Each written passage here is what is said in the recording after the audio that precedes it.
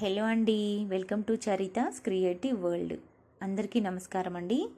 ఈరోజు మన వీడియోలో పొడి పొడిగా ఎంతో టేస్టీగా ఉండే సేమియా ఉప్మాను ఎలా తయారు చేయాలో తెలుసుకుందాం.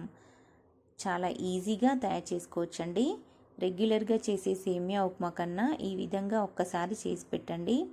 పిల్లల దగ్గర నుండి పెద్దవాళ్ళ వరకు కూడా చాలా ఇష్టంగా తింటారు. ఇప్పుడు దీని తయారీ విధానాన్ని చూసేద్దాం. ముందుగా మన ఛానల్ని ఎవరైనా మొదటిసారి చూస్తున్నట్టయితే ఛానల్ని తప్పకుండా సబ్స్క్రైబ్ చేసుకోండి. పక్కనే ఉన్న బెల్ ఐకాన్ని క్లిక్ చేసి ఆల్ అనే ఆప్షన్ని సెలెక్ట్ చేసుకుంటే నేను ఎప్పుడు వీడియోస్ పెట్టినా మీకు నోటిఫికేషన్ వస్తుంది. ఈ వీడియో కనుక మీకు నచ్చినట్టయితే తప్పకుండా ఒక లైక్ చేయండి. ఇంకా పొడి పొడిగా టేస్టీగా ఉండే ఈ సేమియా ఉప్మా తయారీ విధానాన్ని చూసేద్దాం.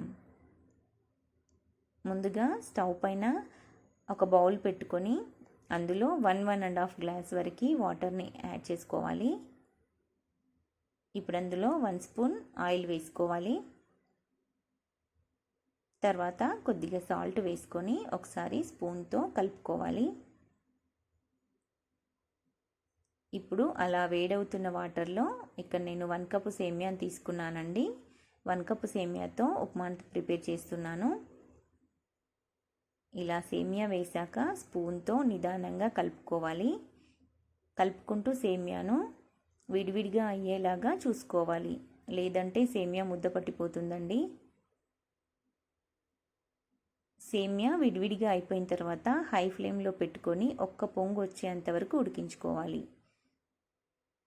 చాలా తక్కువ టైంలో ఉడికిపోతుందండి.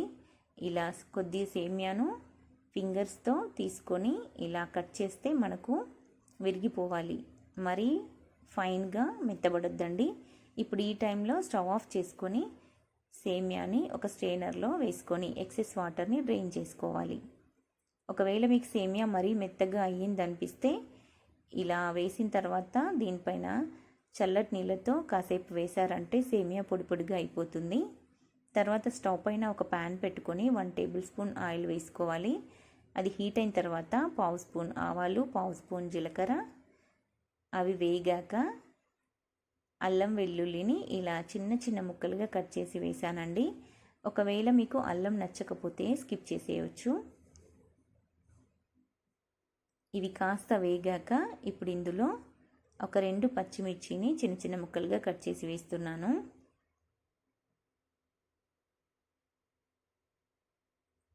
పచ్చిమిర్చి కూడా లైట్గా వేగాక ఇప్పుడు ఇందులో ఒక 2 స్పూన్స్ పల్లీల్ని వేస్తున్నాను.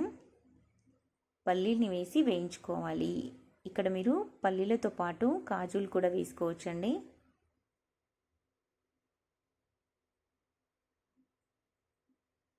తర్వాత కొద్దిగా కరివేపాకు,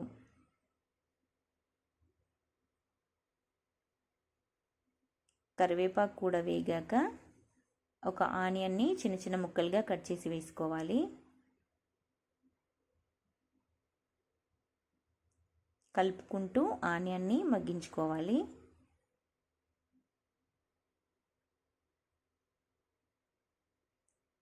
ఆనియన్ లైట్గా ఫ్రై అయిన తర్వాత ఇప్పుడు అందులో చిన్న చిన్న ముక్కలుగా కట్ చేసిన ఒక క్యారెట్ ముక్కలు, కొన్ని క్యాప్సికమ్ ముక్కల్ని వేశాను.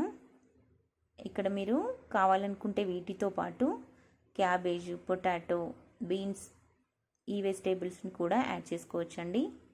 తర్వాత కొద్దిగా సాల్ట్ వేసి ఇక్కడ నేనైతే 1/2 స్పూన్ సాల్ట్ని వేశాను. క్యాప్ పెట్టేసి వీటిని మగ్గించుకోవాలి. ఇలా క్యారెట్, క్యాప్సికమ్, ఆనియన్ బాగా ఉడికిన తర్వాత ఇప్పుడు ఇందులో మనం ముందుగా ఉడికించుకున్నటువంటి సేమియాను వేసుకొని నిదానంగా మిక్స్ చేసుకోవాలి. ఇలా మొదట్లో మనకు ముద్ద కట్టినట్టు కనిపిస్తుంది, కానీ వేడి తగులుతున్న కొద్దీ ఆయిల్లో ఫ్రై అవుతున్న కొద్దీ సేమియా పొడి పొడిగా అయిపోతుందండి.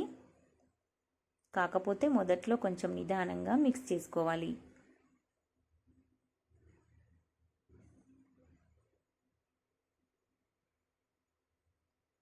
చూసారా ఇక్కడ సేమియా ఎంత బాగా పొడి పొడిగా వచ్చేసిందో.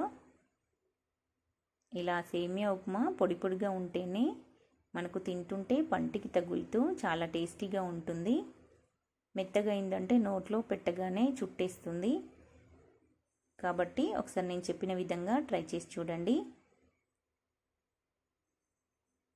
అంతేనండి, టేస్టీ అండ్ ఈజీ సేమియా upma ready. Thank you for watching. మరో మంచి వీడియోతో మీ ముందుంటాను.